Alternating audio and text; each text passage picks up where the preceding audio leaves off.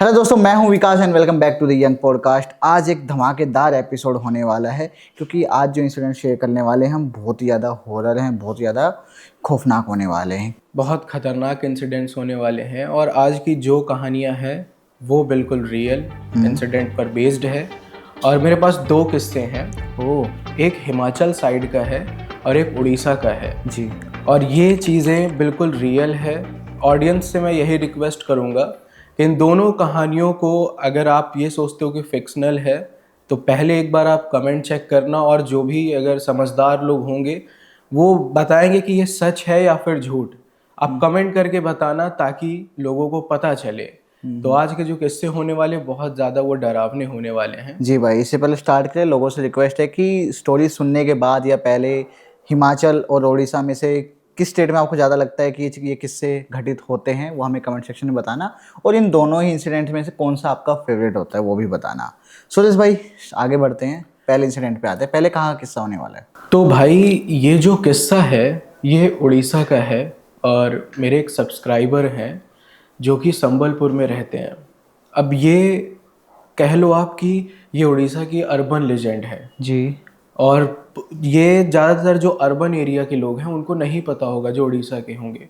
लेकिन जब आप के अंदर जाते जाओगे, जो पुराने लोग हैं, जो आदिवासी लोग हैं, जो बहुत ठेठ गांव देहात में रहते हैं, उनको पता होगा ये चीज़ इस अर्बन लेजेंड के बारे में। कहते हैं कि ये जो है ये नॉर्मल तरीके से रहती है, हाँ। आपके पड़ोसन बनकर, बिल्कुल नॉर्मल। लेकिन रात में ये कुछ और बन जाती है। साथ में जो मेरे सब्सक्राइबर हैं कार्तिक भाई ने बताया कि भाई मेरा एक भाई था अनुज, 18 साल का, जी। लेकिन अब वो नहीं है। और उसका कारण यही है, वो जिस औरत थी उनकी जिसकी हम बात पड़ोसन, कर रहे हैं हाँ उनके। उनकी पड़ोसन, उसी ने ही मेरे भाई को मारा। अरे कैसे? लेकिन उनके भाई की जो मौत हुई वो बहुत दर्दनाक हुई थी। और ये किस्सा सच बता रहा हूँ कि इमोशनली तो आपको वो करेगा ही, साथ में आपको इतना ज़्यादा डरा देगा ना कि आप अपने पड़ोसियों से ही डरने लग जाओगे। इतना ज़्यादा खतरनाक है ये जी किस्सा। भाई। शुरू करते हैं। ये जो किस्सा है ये कार्तिक ने बताया कि भाई ये 2020 की बात है। उस टाइम पर उनके भाई की डेथ हुई थी। तो कुछ टाइम पहले, यानी कि उसके और 3 साल 4 साल पहले चले जाओ आप, 2016-17 में, वो बताते हैं कि भाई मैं रायगढ़ में जॉब करता था प्राइवेट। और उनके गांव में, संबलपुर में, उड़ीसा में जो है, वहाँ पे मेरी माँ और मेरा भाई अनुज ये रहते थे। उनके फादर बहुत पहले ही एक्सपायर कर गए थे। जी। अब वो काफ़ी सालों के बाद वो अपने गांव वापस आए थे। और उस टाइम पर उनको याद है दीपावली के बाद वो गए थे। उस टाइम पर वहाँ पे उनके यहाँ धान की कटाई उठाई चल रही थी क्योंकि खेत उत था। तो उनका जो छोटा भाई था वो खेती में मदद करता था। और रात रात भर वो खेत पे रहता, काफ़ी टाइम लेट में वो घर आता वापस। तो जब वो आया तो कार्तिक ने बताया कि भाई मेरा गांव आज भी वैसा ही है, बिल्कुल पुराना, जैसे हम जाते हैं वही पेड़, उसी तरह घर, वही रास्ते, सब कुछ। तो उसने देखा, उसे काफ़ी अच्छा लगा। जब वो जा रहा था तो उसके पड़ोस में ही एक परिवार रहता था। दो बूढ़े रहते थे, मतलब हस्बैंड वाइफ थे दोनों। उनको काका काकी वो बोलता था।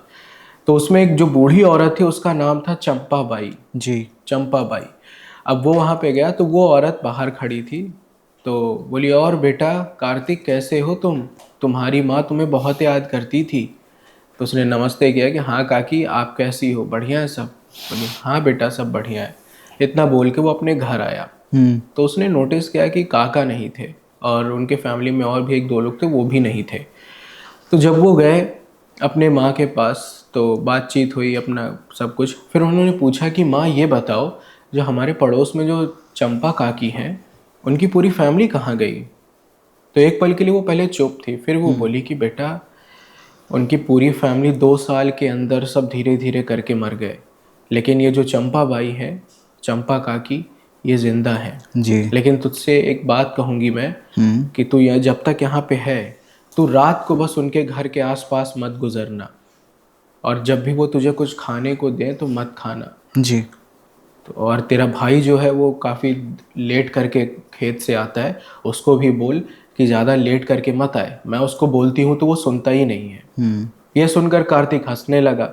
बोला कि क्या माँ ये सब अंधविश्वास है, क्यों ये सब बातें तुम करती हो फालतू। तो बोली नहीं बेटा, तू बस मेरी बात मान, नहीं जाएगा। बोला ठीक है। अब उस टाइम पर वहाँ पर ठाकुरानी का मेला चल रहा था, जैसे हमारे यहाँ साइड होता है ना नवरात्रि का, और ऐसा वैसा ही।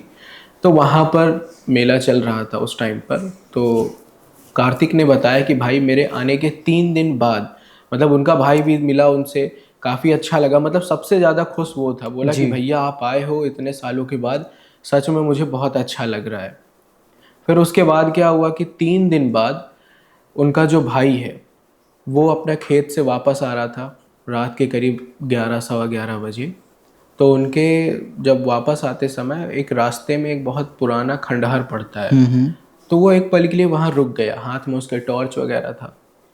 उसने क्या देखा कि कोई परछाई, स्ट्रेंज सी परछाई उसको वो दिखती है उसी खंडहर के पास। तो वो रुक जाता है देखने के लिए।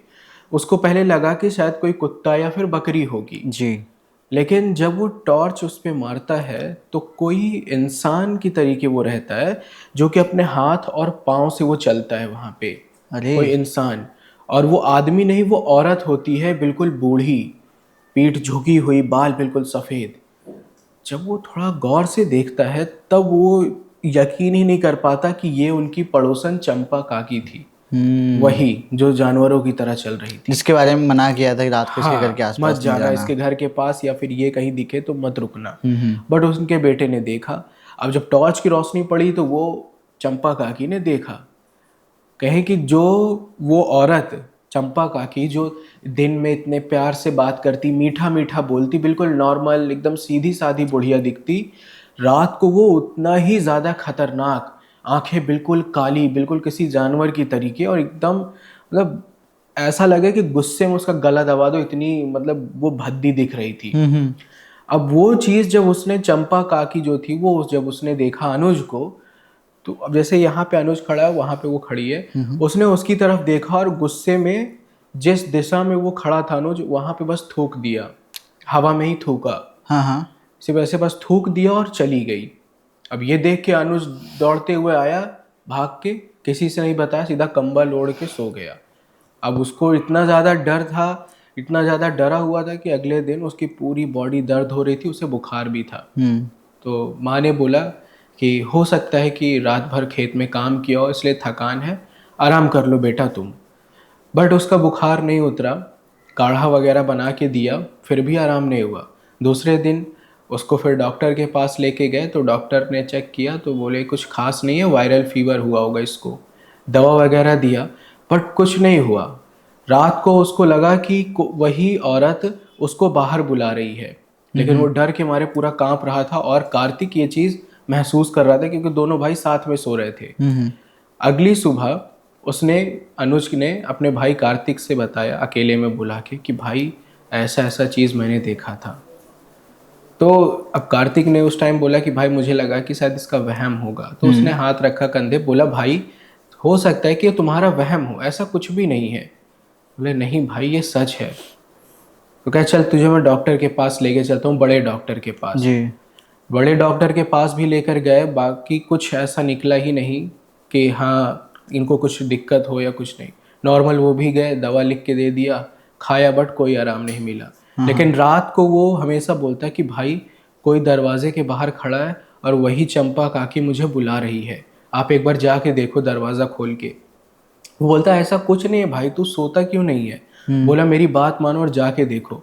तो जब वो रात को ही जब दरवाज़ा खोलता है कार्तिक, तो देखता है कुछ नहीं होता, लेकिन उनके ठीक दरवाजे के बाहर चौखट पे ऐसा लगता है किसी ने थूका हुआ था, बिल्कुल ताज़ा थूक, की अभी जैसे कोई थूक के गया हो। अब ये चीज़ उसे लगा कि यार ये थूका किसने है। वो वापस आ गया, लेकिन उसने नहीं बताया। धीरे धीरे करते करते जब 10-15 दिन बीत गए, तो अनुज ने मतलब कि खाना पीना छोड़ दिया।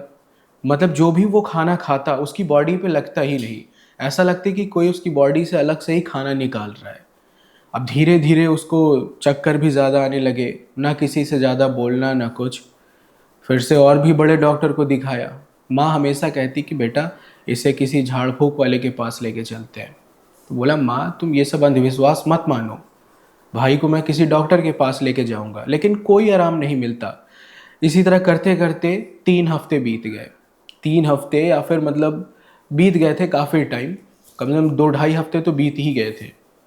अब उन्होंने कहा बेटा अब मैं अपने बेटे को इस हालत में नहीं देख सकती, क्योंकि वो पूरा सूख चुका था, चेहरा पीला पड़ चुका था, ना कुछ खाए ना कुछ, रात भर बस वो दीवार पे ऐसे देखता ही रहता। अब ये चीज़ जब उनकी माँ ने बोला कि हमें किसी गुनिया के पास चलना चाहिए। गुनिया मतलब? गुनिया उड़ीसा साइड में तांत्रिक को गुनिया अच्छा। बोलते हैं। वहाँ पे गए कि अब भाई कार्तिक के पास भी कोई जवाब नहीं था, कि डॉक्टर के पास भी इतना बड़े बड़े डॉक्टर को दिखाया, कोई आराम नहीं मिला, तो एक बार माँ की बात मान लेते हैं। तो वहाँ पर करीब उनके घर से करीब 5-6 किलोमीटर दूर एक गुनिया रहते थे, उनके पास वो गए। तो पहले वो गुनिया अनुज को ऊपर से नीचे देखता है, फिर हाथ में कटोरा लेके उसमें पानी डाल के एक मुट्ठी कुछ चावल या फिर कुछ डालता है, और पानी में कुछ पढ़ के फूंकता है और उसके ऊपर छिड़केगा। तो जब वो कांपने लग जाता है तब बताता है वो जो तांत्रिक होता है, जो गुनिया, वो बोलता है कि तुम्हारे बेटे पर ये कोई बीमारी नहीं है जी। इसको किसी टुंडही ने इसके ऊपर कुछ किया है। टुंडही मतलब? टुंडही मतलब जो होता है जो टोटके काला वाली? जादू करने वाली। अच्छा, टोटके वाला और जो भी। टोंडे भी बोलते हैं और टुंडही भी बोलते हैं। ये अर्बन लेजेंड है उड़ीसा जी। की। तो अब जब ये बोला गया कि ये टुंडही कौन है, अब कार्तिक को तो पता नहीं था, लेकिन उनकी माँ को ये चीज़ें पता थी। तो उन्होंने बताया कि बेटा टुंडही असल में एक ऐसी औरत होती है जो कि तुम्हारी ही पड़ोसन होती है, तुम्हारे ही अगल बगल रहती है, उससे अनजान कोई नहीं रहता, सब जानते हो उसके। दिन में वो कुछ और रहती, दिन में तुमसे अच्छे से बोलेगी, खाएगी, खिलाएगी, तुमसे बातें करेगी मीठी मीठी, लेकिन रात होते ही वो कुछ और बन जाती है। जी। और उस टुंडही ने तुम्हारे भाई के ऊपर थूका था। कहते हैं कि जो ये थूकती है इसकी वैलिडिटी 32 दिन की होती है, जी। और 32 दिन के अंदर ये इंसान को पूरा सोख लेती है, एकदम सूख के जब वो कांटा हो जाता है पूरा अंदर से खत्म कर देती है, और 32वें दिन ये लेकर चली जाती है। मतलब ये एक तरीके से उसका काउंटडाउन स्टार्ट हो जाता है। हाँ, काउंटडाउन स्टार्ट हो जाएगा। साथ में कहते हैं कि अगर ये टुंडही अगर जिसको गुस्से में देख के थूक दे तो उसको कोई भी नहीं बचा सकता, क्योंकि इसका कोई काट ही नहीं है। अब ऐसे जैसे अनुज चला गया था, रात को हाँ, देख लिया था उसने। तो देख लिया था, अब उसने गुस्से में उसके ऊपर थूक दिया इसलिए। तो अब बोले कि उस गुनिया ने पूछा भी कि इसको कितने दिन हो गए, तो उन्होंने बोला कि महाराज 2-2.5 हफ्ते तो हो ही गए। तो कहे कि अब तुम्हारे बेटे के पास ज़्यादा वक्त नहीं है। जी। तो कहे कि अच्छा कोई तो इसका इलाज होगा। तो कहे कि इसका देखो मेरे पास तो नहीं, लेकिन हाँ एक इलाज है, लेकिन मुझे नहीं लगता कि वो काम आएगा। वो ये है कि या तो टुंडही डर के मारे वो अपना वो थूक जो है वो जो उसने किया वापस ले ले, या फिर अगर वो प्यार से आप उसको मनाओ, अगर वो मान जाए वो वापस ले लेगी तो तुम्हारा भाई या तुम्हारा बेटा बच सकता है। इतना बोल के वो वहां से अपना चले गए, वापस आ गए। अब जो कार्तिक था उसने बोला कि भाई मैं गया वहां पर, भाई मैं बचपन से उनको काकी बोलता था, लेकिन अब पता नहीं जब से उस गुनिया ने बताया मुझे अंदर से डर लग रहा था, लेकिन मेरे भाई की मोहब्बत थी कि मैं बस जाना चाहता था कि मेरा भाई सही हो जाए।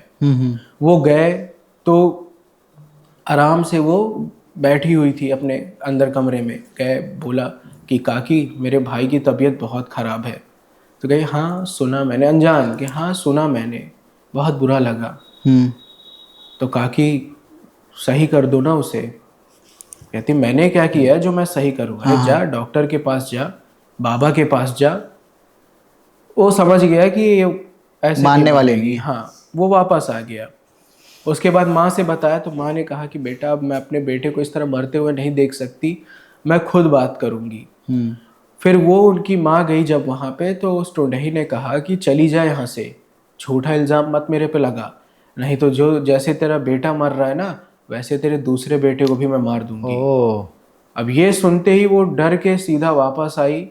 और फिर कहते हैं कि कार्तिक ने बताया कि भाई मेरे लाइफ का सबसे ज़्यादा जो हार्ट ब्रोकन जो हिस्सा था वो 32वें दिन अगली सुबह मेरा भाई बैठा हुआ, मतलब सो रहा था, मैं उसके बगल में ही बैठा था। वो एकदम बीमार जैसे बहुत धीरे में बोल रहा है, कह रहा भाई मुझे बहुत खुशी थी कि आप आए, और सच में मैं आपसे बहुत प्यार करता हूँ, तो माँ का तुम ध्यान रखना, ऐसा उसके भाई ने बोला। और फिर ये भी बोला उसके भाई कार्तिक ने कि भाई ऐसी क्यों बातें कर रहा है, तुझे कुछ नहीं होगा। जी। लेकिन वो भी जानता था कार्तिक की चाहे जो हो जाना तो है ही है उसको। बचेगा नहीं अब। शाम के करीब 4 बजे उनके छोटे भाई ने आखिरी सांस ली और वो ऑन द स्पॉट उसकी डेथ हो गई उधर ही। बहुत बुरा हुआ भाई। और उसकी पूरे गलती क्या, गलती बस ये कि उसने देख लिया। देख लिया। पूरे गांव में मतलब एकदम हल्ला हो गया, उनकी माँ रोने लगी, उनका भाई रोने लगा।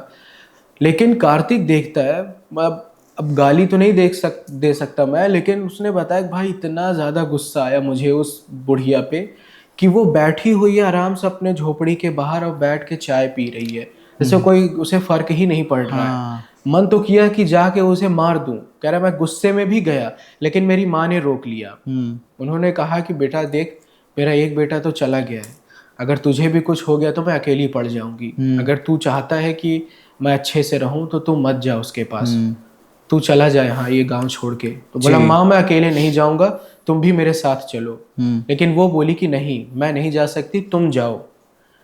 फिर उसके बाद जो रुके क्रियाकर्म जो भी था वो हुआ। उसके बाद फिर वो वापस चले गए अपने जॉब पे। फिर उन्होंने बीच बीच में कॉल पे बात करते रहे। फिर बीच में इतना वो कहे भाई मैं बिजी हो गया कि अपनी माँ को कॉल नहीं कर पाया। लेकिन अप्रॉक्स 3-4 महीने के बाद पता चला कि जो चंपा बाई थी वो उसकी डेथ हो चुकी थी। और उसके ही घर पे यानी कि उसका बेटा लेके आया था, या फिर वो एक लेडी आई थी रहने के लिए उन्हीं के घर पे। तो उनकी माँ ने फ़ोन करके बताया कार्तिक को कि बेटा वो बहुत अच्छी लड़की है और बहुत सीधी साधी है, और आज ही रात को मतलब कल वो सुबह आई है और उसने मुझे चाय भी दिया आज रात को लाके। तो अब ये सुन के वो थोड़ा हैरान था। क्योंकि गुनिया ने उसे कुछ और भी बताया था जो उसकी माँ ने नहीं सुना था। जी। अब ये सुन के वो हैरान, कह रहा माँ अच्छा एक बात बताओ, तुमने वो चाय पी तो नहीं? कह रही बेटा मैंने तो पिया था वो चाय। कहे कि गुनिया ने मुझे ये बताया था कि जो टोडही होती है ये कभी नहीं मरती, अरे। और ये अगर गांव वालों को लोगों को दिखाएगी कि वो मर चुकी है, लेकिन वो दूसरा रूप बदल के फिर से वो आती है। क्या ये रात को जाती है घर से बाहर? हाँ हाँ। तो कहे कि हाँ बेटा मैंने देखा था उसे, वो जो गांव के बाहर जो खंडहर है वहाँ पे मैंने उसे कुछ करते हुए देखा था। क्योंकि अनुज के साथ जो हुआ वो कार्तिक ने नहीं बताया था कि माँ टोंडही को उसने उसी खंडहर के पास देखा था। अच्छा। और ये चीज़ जब उनकी माँ ने बताया कि वो औरत खंडहर के पास ही थी तब समझ गया। वो बोला कि माँ मैं आपको लेने आ रहा हूँ और बस आपको मेरी कसम है कि आप रुकोगे नहीं यहाँ पे। पूछा भी कि क्या हुआ बेटा क्या नहीं, बट बोले कि मैं कुछ नहीं बोला उनसे, फ़ोन कट किया और सीधा 3 दिन के अंदर मैं अपनी माँ को वापस गांव से लाया और फिर अपने साथ ही रहने लगा। कुछ दिन तबीयत खराब रही, लेकिन फिर जब वो दूर हो गई, असर जब थोड़ा कम हुआ, तो बाबा बाबा के पास वो गए और उनको सही किया। क्योंकि भाई वो काफ़ी लेट हो चुका था, 2-2.5 हफ्ते हो चुके थे। लेकिन इनकी माँ का तो रिसेंटली ये सब हुआ था, तो वो गए वहाँ पे अपना जो भी सही कराना था बाबा वगैरह के पास, वो चीज़ें सही कराई। कहते हैं कि भाई टोडही आज भी उड़ीसा के पुराने गांव में है, लेकिन इसके बारे में कोई बात नहीं करता, कोई जानता ही नहीं है ज़्यादा। जो पुराने लोग हैं केवल वही जानते हैं कि एग्जैक्टली ये है क्या।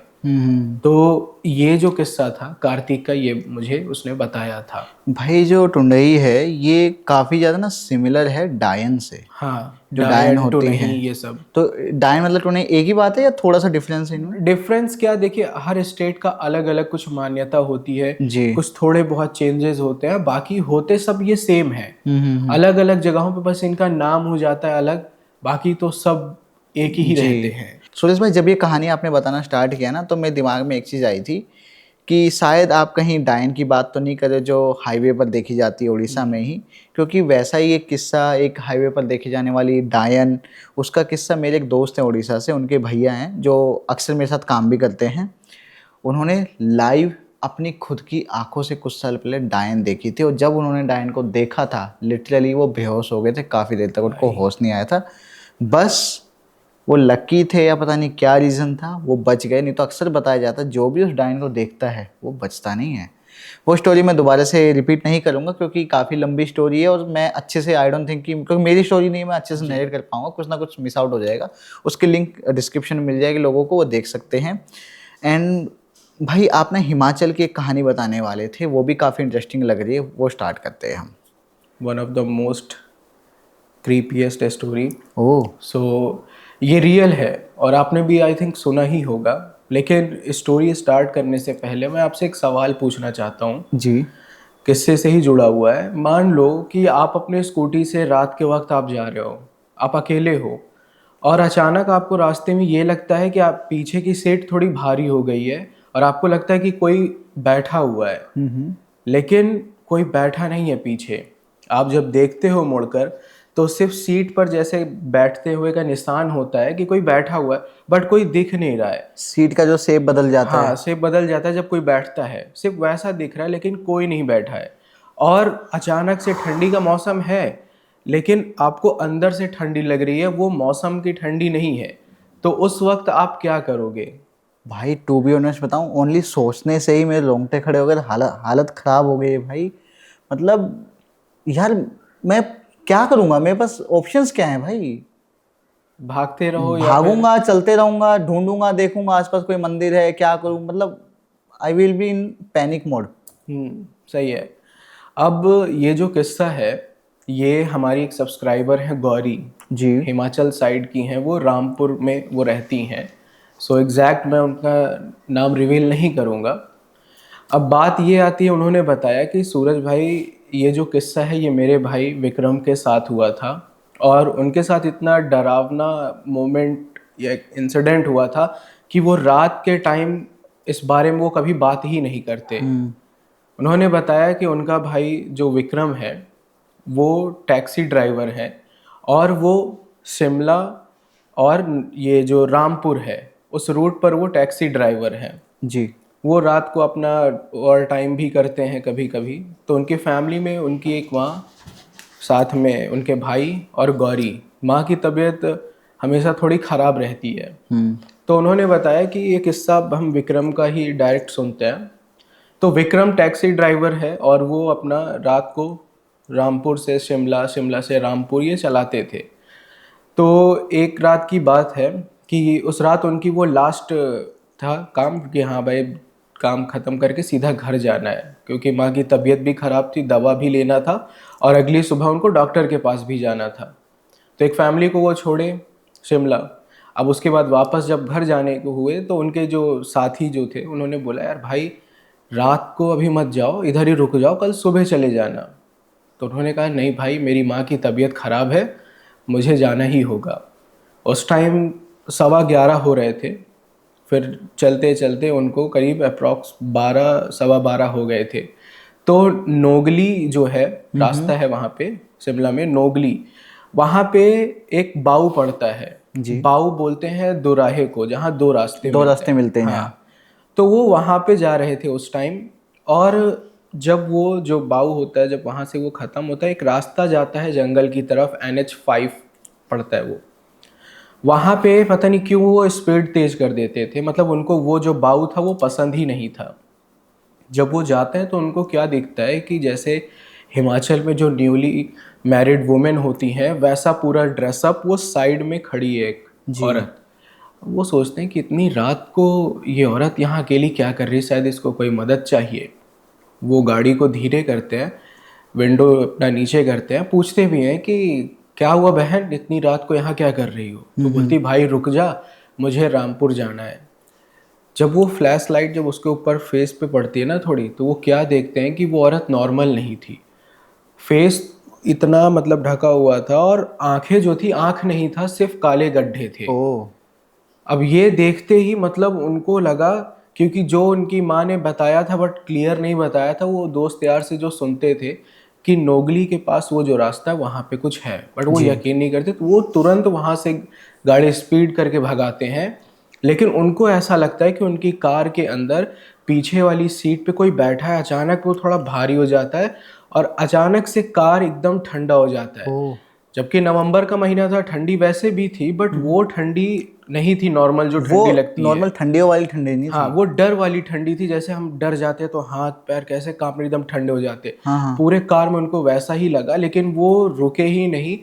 मिरर में देखा तो पीछे कोई भी नहीं है, लेकिन उनको साफ साफ दिख रहा था कि सीट पे वो निशान बने हुए हैं बैठे होने का। वो भागते भागते सीधा, जब तक वो रामपुर बाजार के पास नहीं पहुंचे अपने घर, तब तक वो भागते रहे, तुरंत गाड़ी रोकी, लॉक किया, बाहर निकले, घर पे गए और बिना कुछ बोले चुपचाप अपने कमरे में जाके सो गए। जी। उनको लगा कि हाँ मैं बच गया हूँ। हम्म। लेकिन जब अगली सुबह उनकी माँ आती उन्हें उठाने के लिए कि "ए, उठ जा, कितनी देर तक सोएगा", इतना बोल के वो चली गई काम करने किचन में। जब वो अपना कपड़ा उठाते हैं, टी शर्ट जब निकालते हैं, तो क्या देखते हैं मिरर में कि पीठ पे और सीने पे उंगलियों के निशान हैं पूरे ब्लू कलर के। जैसे कोई किसी को अगर टाइट एकदम पकड़े रहो हाँ हाँ तो हाँ, पूरा ब्लू ब्लू निशान पड़ निशान जाता है। पड़ जाता है। सेम वैसा ही निशान उनके पूरे बॉडी पे था। अब ये देख के उनको थोड़ा डर भी लगा, लेकिन उन्होंने घर में किसी से नहीं बताया। फिर वो अपने काम पे चले गए। माँ को डॉक्टर के पास भी पहले लेकर गए, फिर अपना उधर से उधर काम पे चले गए।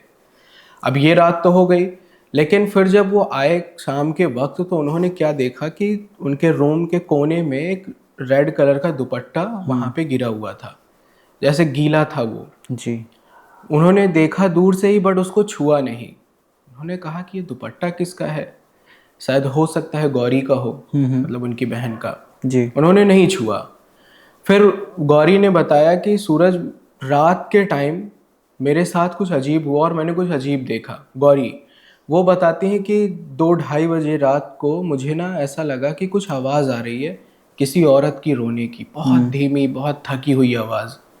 जब वो किचन में जाती हैं, लाइट ऑन करती हैं, तो क्या देखती हैं कि किचन में कोई नहीं है, लेकिन चूल्हे पे चाय चढ़ी हुई है और वो खौल रहा है चाय। ओह, और कोई नहीं बना रहा है। कोई नहीं बना रहा, कोई भी नहीं है।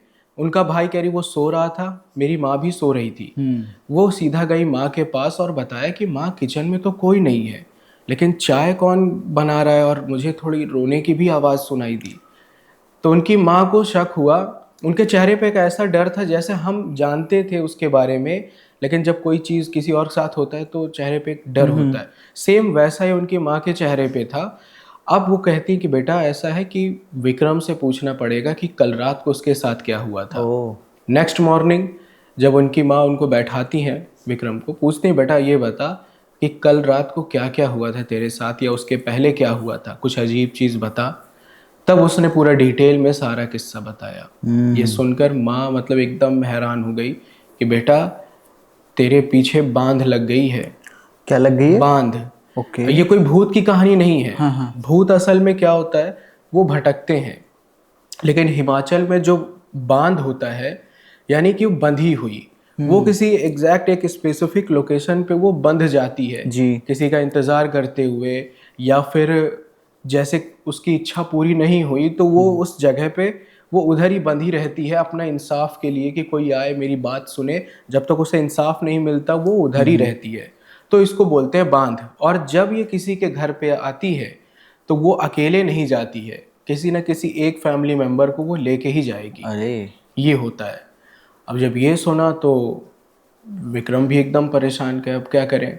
तो उनकी माँ ने कहा कि हमें देवकोट चलना होगा। जी। नेक्स्ट मॉर्निंग वो देवकोट गए। देवकोट यानी हिमाचल में पवित्र एक मंदिर होता है, देवता का एक कमरा होता है, कोट। अब वहाँ पे गए तो वहाँ पे एक बुजुर्ग गुर थे। गुर यानी वहाँ के पुजारी, भगत जो बोलो आप, वो थे। तो वहाँ पर जब वो गए तो वहाँ पे ना उस कमरे में वो खेल होता है।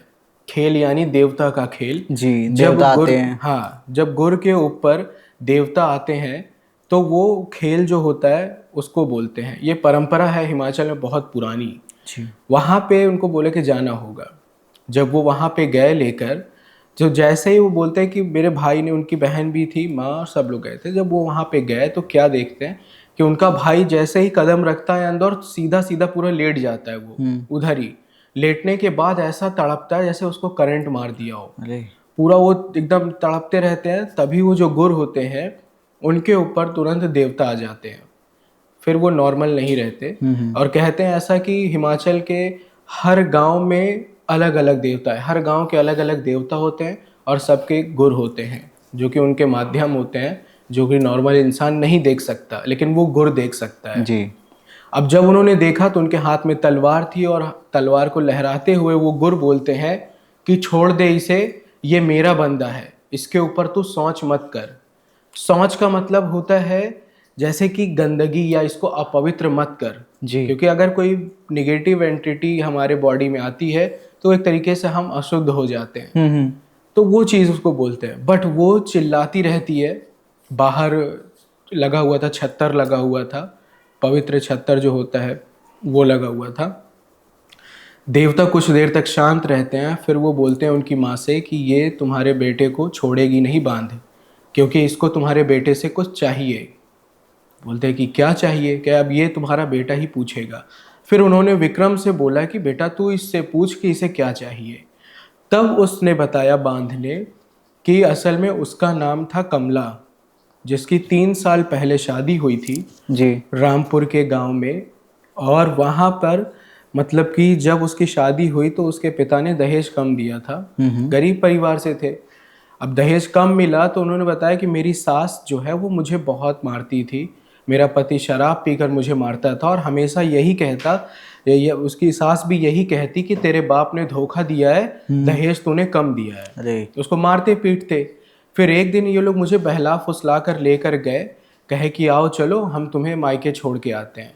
अब कमला को लगा कि हो सकता है कि धीरे धीरे सब सुधर रहा हो, तो कहें कि वो उसको लेके गए और उसी नोगली के पास जहाँ पे दो रहा था वहाँ पे उसको लेके गए। बगल में खाई थी, सतलज नदी का वो पूरा था। जी। वहाँ पे उसको लेके गए, बोले कि चल उतर, यहाँ पे बेटा तुझे बस मिलेगी। बोले ठीक है। वो उतर गई। वो इंतज़ार, वो भी साथ में ही थे कि वो अचानक से उसको दिखाने के बहाने उसको खाई में ही धक्का दे देते हैं। जी। अब वो कहे कि मैं चिल्लाती रही, हमेशा रात भर मैं इंतज़ार करती रही कोई आए कोई आए, लेकिन कोई नहीं आया, यहाँ तक कि मेरी बॉडी भी नहीं मिली। हम्म। और आज वो इंसान अपने घर पे आराम से खुश है, हंसी मजाक कर रहा है, रह रहा है, और मैं यहाँ पे तड़प रही हूँ। तो अब गुर ने कहा कि बता फिर तुझे क्या चाहिए। तो उन्होंने कहा कि देखिए मुझे इंसाफ नहीं चाहिए, मैं केवल इतना चाहती थी, मैं 3 साल से वहीं पर हूँ नोगली के उस वहाँ पे एनएच के पास, कि मुझे कोई सुने, मेरी बातों को कोई समझे। लेकिन सब मुझसे डर के भाग जाते थे, लेकिन ये इंसान नहीं डरा, इसने मुझे देखा, बात किया, और इसीलिए मैं इसके साथ आ गई। लेकिन उसने तो ऐसा कुछ नहीं बताया कि उसने किसी से बात की। नहीं, जब वो पूछा था ना कि हाँ कहाँ जाना है आपको, बस वही वही हाँ, उतनी ही क्योंकि बात। लोग वहाँ पे जैसे जानते हैं कि यहाँ पे कुछ लगता है, अब जैसे ही कोई औरत दिखी या कुछ ऐसा तो वो तुरंत सीधा भागते। उसने रोका भी कार, फिर पूछा भी, और फिर लगा कि कार पे कोई बैठा है ऐसा। अब ये चीज़ जब हुई तब वहाँ पे उन्होंने कहा कि अच्छा इसे इंसाफ नहीं चाहिए, मतलब फिर ठीक है तुम बता कि वो इंसान कौन था जिसने तुझे मारा था। जी। तब उसने बताया कि उसका नाम राकेश है और उसकी रामपुर में ही किराने की दुकान है, और उसके घर के पीछे वाले हिस्से में उसमें लाल चूड़ी मेरी है टूटी हुई, और वो आज भी है। तो कहे कि अच्छा। अब इसके बाद क्या हुआ कि बोले कि ठीक है इसका हम लोग आगे निवारण करते हैं। फिर वो जो देव कोठ में ही वो जो कमला थी उसकी आत्मा उधर ही थी। अब इसके बाद क्या हुआ कि जो विक्रम था उसको ये लगा कि अब इसको इंसाफ दिलाना चाहिए। उसने पुलिस कंप्लेंट भी की बट किसी ने नहीं सुना। फिर उसने एनोनिमस कंप्लेंट किया अज्ञात कि 3 साल पहले कमला देवी की, या जो कमला थी उसकी मौत हुई थी, लेकिन वो एक्सीडेंट नहीं था, उसे मारा गया था। जी। साथ में जिसने उसको मारा उसका नाम राकेश है और वो किराने की दुकान पे रहता है। अब ये चीज़ें हुई और उसके घर के पीछे वाले हिस्से में लाल चूड़ी है। पुलिस ने सोचा कि अरे ऐसे ही होगा, कोई मतलब नहीं। लेकिन अब ऑफिशियली तो वो एफआईआर तो था उसमें, जी, तो पुलिस एक्शन को तो लेना है। हाँ तो करना था। लेकिन वहाँ पे और साथ में ये भी बोला कि सतलज में गोताखोरों को उतारो और वहाँ पे चेक करो, क्योंकि उसकी वहाँ पे बॉडी थी कमला की। लेकिन जब ऑफिशियली ये था तो वो लोग जब गए पुलिस वाले चेक करने के लिए, लेकिन कोई भी बॉडी नहीं मिली, तो उनको लगा कि लगता कोई फर्जी ही था, इसलिए केस फिर से बंद कर दिया गया। और उन्होंने जो धक्का दिया था वो गलती से बोल दी कि अरे हमने ये चीज़ जानबूझ के नहीं किया है, वो एक्सीडेंट से वो गिर गई है नीचे, तो केस उधर ही बंद हो गया था। अब जब ये चीज़ जब विक्रम को पता चला तो उसने लिख दिया, उसने देखा भी कि हाँ ये आदमी मेरे पड़ोस का ही है, विक्रम जो राकेश था। उसने कहा कि उस टाइम उसे इतना गुस्सा आया कि उधर ही पकड़ के साले को इतना मारूं, लेकिन मेरे पास कोई सबूत नहीं था, ना ही कुछ ऐसा था, क्योंकि पुलिस जो होती है उसको सबूत चाहिए। वो गुर की बातों में आकर या फिर ऐसे किसी भी कही बातों पे वो यकीन नहीं करती। तो उसने छोड़ दिया। और फिर जब देखा कि पुलिस भी केस बंद कर चुकी है और कुछ नहीं कर सकता वो, तो बाद में उसने उधर ही गया, वो देवता कोर्ट पे गया और वहाँ पे जाके फिर उसने बोला कि ऐसा है कि मैं कुछ नहीं कर सकता, मेरे से जो हो सकता था मैंने किया, मुझे जी। माफ़ करना कि हाँ मैं तुम्हें इंसाफ नहीं दिला सका। हम्म। लेकिन गौरी ने बताया कि सूरज भाई 3 महीने के बाद न्यूज़ में आया कि नोगली हाईवे पर एक्सीडेंट हुआ और उसमें एक चालक की मौत हो गई। नाम था राकेश। अरे, वो वही था। हाँ वो वही था। बाद में जब वहाँ पे, और वो सीधा उसी सतलज में ही गिरा हुआ था उसकी गाड़ी, और जब निकाला गया तो राकेश के पूरी बॉडी पे नीले निशान थे, गले में पूरे नीले निशान, और उसकी गाड़ी के पीछे वही लाल दुपट्टा खून से सना हुआ था। पुलिस भी कंफ्यूज्ड थी कि ये चीज़ आखिर हुआ तो हुआ कैसे। जी। बाद में जब गौरी ने अपने भाई विक्रम को बताया तब उसे पता चला कि हाँ ये चीज़ राकेश का ही, क्योंकि उसके सपने में वही कमला आके उससे बोली थी कि भाई अब मैं जा रही हूँ। ओ। लेकिन कहते हैं कि उसको इंसाफ मिला कि नहीं मिला, लेकिन भाई मैं जो आपको ये स्टोरी सुनाया हूँ ये आप यूट्यूब पे सर्च करना कहीं पे भी, ये रियल है कि आज भी हिमाचल में शिमला और जो ये रामपुर है, जो नोगली जो है एनएच, वहाँ पे आज भी लोग रात को 12 बजे के बाद अकेले नहीं रुकते हैं। और वहाँ पे कहते हैं कि वहाँ पे आज भी एक नवविवाहित औरत की आत्मा दिखती है और वो गाड़ी रोकती है। मतलब आज भी। आज भी ये रियल इंसिडेंट है। आप कमेंट में बताना भाई को कि ये रियल है या फिर फेक। हाँ, और कोई इस एरिया से, पर्टिकुलर एरिया से हाँ कभी जो इस ट्रैवल एरिया किया से वो हो, जानते ही होंगे। वो जानते होंगे, वो बता देंगे भाई। अच्छा भाई, आगे बढ़ते हैं। ये जो स्टोरी थी ऑब्वियसली रियल है, पता लग रही है। हाँ। और काफ़ी सारे, शायद मैंने भी ऐसे ऐसे ना, ये तो नहीं बट सिमिलर से काफ़ी किस्से सुने हैं। तो ऑब्वियसली जब भाई देखो ऐसे किस्से हमारे सामने आ रहे हैं, हम बातें कर रहे हैं, तो कहीं ना कहीं कुछ ना कुछ तो हो रहा है भाई, तभी हम बातें कर जी। रहे हैं। आई रियली होप कि उसको जल्दी ही इंसाफ मिले, अगर नहीं मिला है तो। बट मुझे लगता है कि जो आप किस्सा बता रहे हो वो मिल ही गया है शायद। हाँ क्योंकि वो बट मिल गया, लेकिन अभी भी वो उस जगह पे हॉन्ट करती है। हाँ, अब वो चीज़ नहीं समझ में आ रहा है, बस लेकिन वही एक डाउट है। वहाँ के लोगों का आज भी कहना है कि वहाँ पे रात को कोई नहीं जाता। हम्म। मे बी ये भी हो सकता है कि जैसे एक डर जो कि बहुत पुराने डर चलता आता है, तो माइंड में सेट हो जाता है। भले ही वो चीज़ अब वहाँ पे ना हो, लेकिन एक डर सेट हो जाता है कि नहीं हो सकता है कि वहाँ पे हो। लेकिन कई लोगों ने देखने का दावा भी किया है वहाँ पर। तो ये था जो कि गौरी ने किस्सा बताया था। सुरेश भाई, हिमाचल की या उत्तराखंड की शायद कोई स्टोरी है जो मुझे याद आ रही है, जो एक डायन से रिलेटेड है। क्योंकि पहला किस्सा हमने डायन का किया, ये दूसरे किस्से में भी एक फीमेल स्पिरिट थी, तो मेरे को लगता है वो शेयर करना चाहिए। ये जो स्टोरी है ये ओरिजिनली प्रवीण भाई की है, उन्होंने मुझे बताया था, आपने भी सुनी होगी। बहुत टाइम पहले ना, एक कोई फौजी था जो कि छुट्टी पर था। वो घूमने जाता है उत्तराखंड, और मतलब वहीं उत्तराखंड का ही होता है, लोकली छुट्टी पे, मतलब घर आया हुआ था वो, ऐसे थोड़ा बाहर टहल रहा होता है, कहीं जाता है। उसको ना रात के टाइम पे जंगल से कोई रोने की अजीब सी आवाज़ आती है। अब वो फौजी था तो भाई थोड़ा सा सख्त था, मतलब एकदम ब्रेव था कि देखते हैं क्या है। जाता है तो वहाँ पे उसको कुछ नहीं मिलता, लेकिन एक लड़की होती है जो कि बहुत बुरी तरीके से रो रही थी सुबह सुबह के। उसको उसके ऊपर दया आती है, वो पूछता है उससे क्या हुआ, किसी ने आपको परेशान किया है, कोई है यहाँ पे, आप खो गए हो, क्या बात है। लेकिन वो लड़की कुछ नहीं बोलती, एज इफ उसकी याददाश्त चली गई, उसको कुछ पता ही नहीं, ना तो उसको खुद का नाम पता है, कुछ भी नहीं बता रही है, बस एकदम चुप खड़ी है अभी। तो काफ़ी देर तक वो पूछता है, ट्राई करता है कि मैं आपको घर छोड़ दूँ, आपको पता है आप कहाँ रहते हो, वगैरह वगैरह ये सब चीज़ें होती हैं। बट वो लड़की कुछ नहीं बताती है, कुछ नहीं बोलती है। अब उसको लगता है कि यार क्या करूँ, ये रात वैसे हो रही है, इसको छोड़ तो सकता नहीं हूँ, और ना तो ये कुछ बता रही है। तो उसको लगता है कि अब तो एक ही सॉल्यूशन है कि इसको मैं अपने घर ले जाता हूँ। लेकिन उसको ये भी डाउट हो रहा था कि यार मैं घर ले जाऊँगा, गाँव वाले पता नहीं क्या सोचेंगे, क्योंकि उसकी भी शादी वादी नहीं हुई थी, और वो भी अकेला ही रहा करता है, उसके माँ बाप फैमिली नहीं थी। उसको वही लगा यार मैं ले जाऊँगा, पता नहीं गाँव वाले क्या सोचेंगे। लेकिन उससे ज़्यादा इंपॉर्टेंट ये था कि वो उसको छोड़ नहीं सकता था वहाँ पर। तो उसने सोचा कि चलो भाई लेके जाते हैं, देखी जाएगी जो होगी। अब वो लड़की कुछ दिन तक उसके घर पे रुकती है, लेकिन काफ़ी ट्राई करने के बाद, काफ़ी लोगों से पता करने के बाद तक उसको कुछ भी याद नहीं आता है। तो उनको लगता है कि भाई अब तो कुछ नहीं हो सकता, अब तो क्या करें, इसको ऐसे छोड़ भी नहीं सकते कहीं। तो गाँव वाले सजेस्ट करते हैं कि एक काम करो, आप जब ये लड़की इतने दिनों से यहाँ रह ही रही है और इसको अपना कुछ पता ही नहीं है बैकग्राउंड कहाँ से है कहाँ से नहीं, तो आप एक काम करो कि आप इससे शादी कर लो। जब आप लोग रह ही रहे हो तो आप शादी कर लो। तो उसको लगता है कि वो उस लड़की से पूछता है कि क्या हम दोनों शादी कर लेंगे, क्योंकि गांव वाले वैसे कह रहे हैं।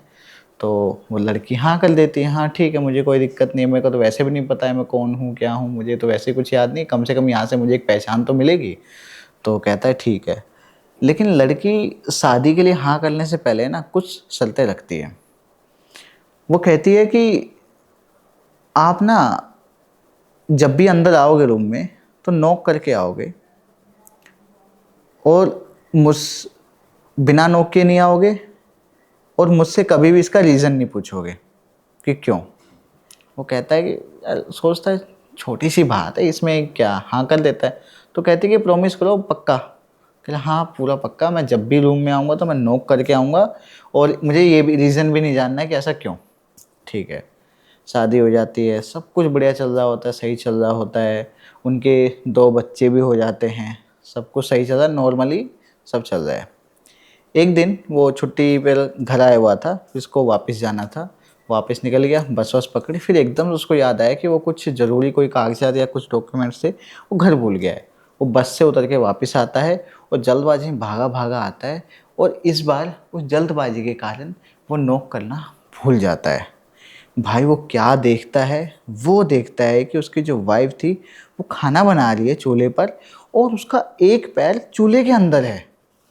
अब ये चीज़ देख के आप इमेजिन करो भाई कि कोई खाना बना रही है आपके सामने और पैर चूल्हे के अंदर डाला हुआ है।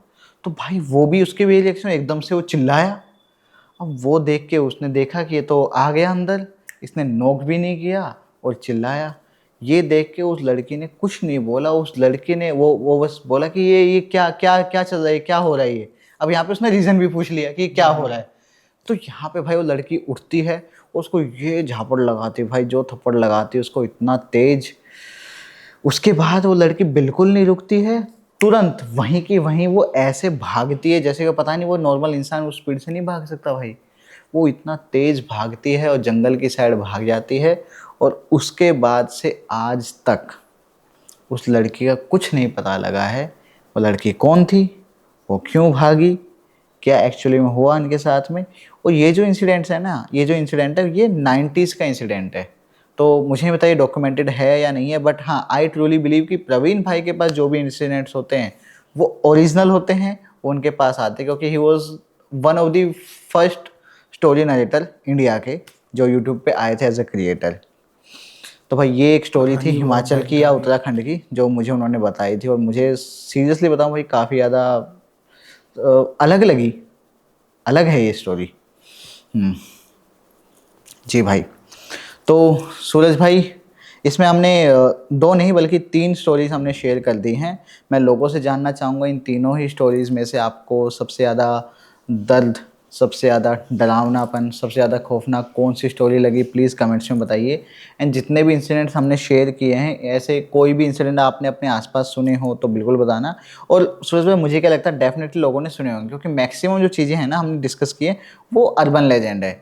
और अर्बन लेजेंड भाई आसपास होती रहती है, किसी ना किसी के साथ कुछ ना कुछ होते रहता है, हर गांव में, हर कस्बे में, हर शहर में कुछ ना कुछ तो अर्बन लेजेंड्स होते ही हैं ये भाई। बात तो है भाई। जी भाई। और दूसरी चीज़ मैं ये बोलूँगा कि जो सब्सक्राइबर्स हैं, जो भी ऑडियंस देख रही है, इतना तो मैं कहना चाहूँगा कि वो पक्का यही कहेंगी जो आपकी कहानियाँ हैं जो आपने सुनाया वो सच में बढ़िया थी। और उसको मुझे जहाँ तक लग रहा है ऑडियंस ने सुना होगा इसको बहुत बार।